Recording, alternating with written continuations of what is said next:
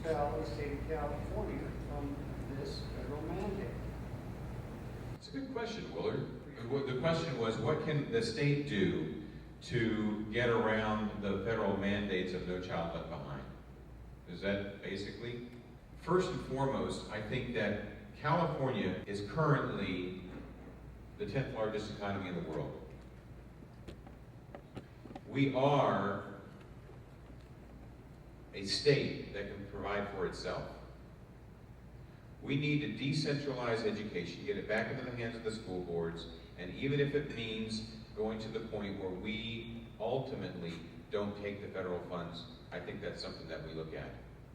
I think we look at stretching our hands across state borders and working with other governors who feel the same way. In unity as a United States, I believe that we can stand up to the federal government. But you have to follow. You're going to have to follow their mandates if you're going to accept the money. That's one approach that I would take, and I will do the right thing ultimately for the children and for the parents. Second. How do you feel about just putting the state into bankruptcy to reduce the power of the public unions, the teachers union, the public employees union, and the prisoner unions, the rest of them? The question is, how do I feel about putting the state into bankruptcy to deal with the union problems? I will tell you that I was at a meeting that was brought up. But one of the things I believe in regards to unions is I support the Citizen Power Initiative, which will eliminate the money that goes from the public employees' paychecks into the union. When it was implemented in Idaho, it cut 85% of the funding for the unions that they used for political campaigns. The second, so I do support that we cut their funding so that they're not powerful.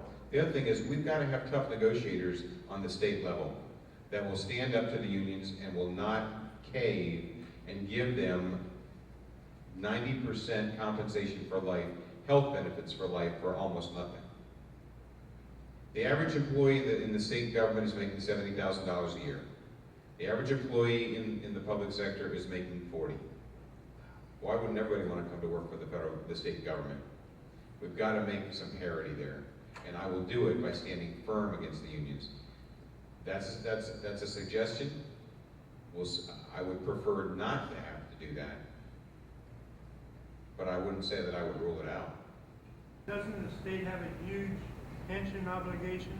The pension obligations for the states of California and New York are bringing them down. We have a massive problem when it comes to pension. But here's the thing. One of the things that you do is you create wealth. You create economic growth through bringing businesses by reducing the rules and regulations and taxes on businesses, so that this place is a place where businesses want to come again, where businesses will flourish, where people will come to. As you unravel the 70% of the legislation in California right now is deemed unconstitutional.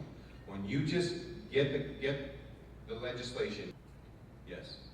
When you're governor, sir, there's an attorney, Richard Fine, sitting in the LA County Jail on contempt of Judge Yaffe because he caught 450 LA County Superior Court judges taking open bribes, virtually all of them, by paycheck monthly, increasing their state-funded judge's salary by almost $48,000 a year, making them more highly paid than the Chief Supreme Court Justice John Roberts.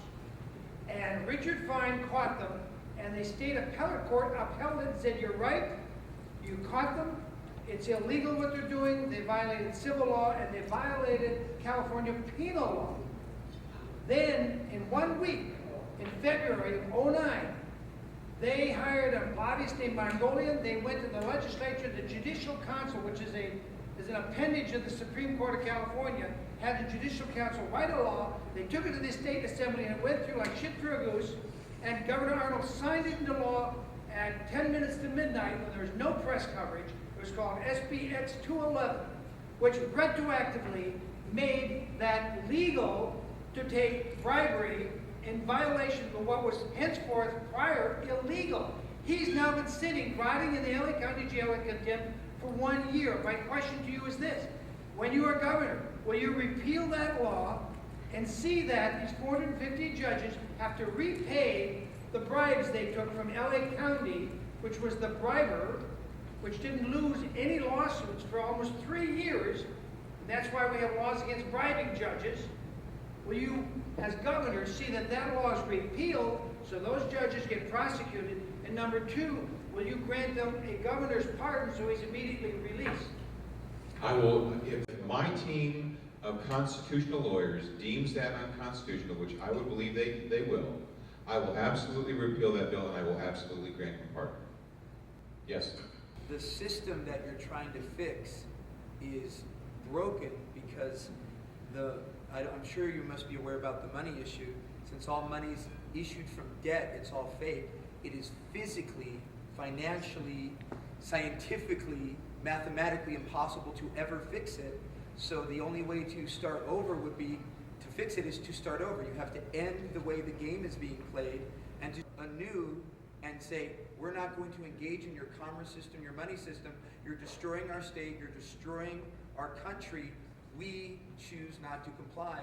And why don't we do our own thing?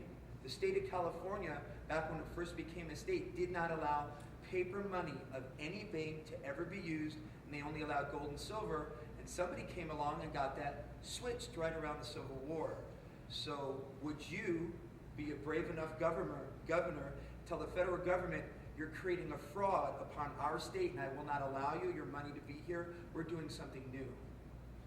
I'll tell you that I've talked to Byron today. You're talking about Byron's son. Oh yeah, not just his way, but it could be Okay. many different ways, but just not to engage in the fraud. I have Byron's book. I am going to read Byron's book, which is basically a lot of what you're talking about. I'm going to work with the team of economists to see how is the best way to solve it. I can't tell you I have the answer to that question at all right this minute. But what I can tell you is this: you need a governor that's going to have a no-holds-barred approach to the federal government, and I am that governor. Good. Yes. I would encourage you to give us some background. Would you give us a little Sure. background? Absolutely. I grew up in Ontario.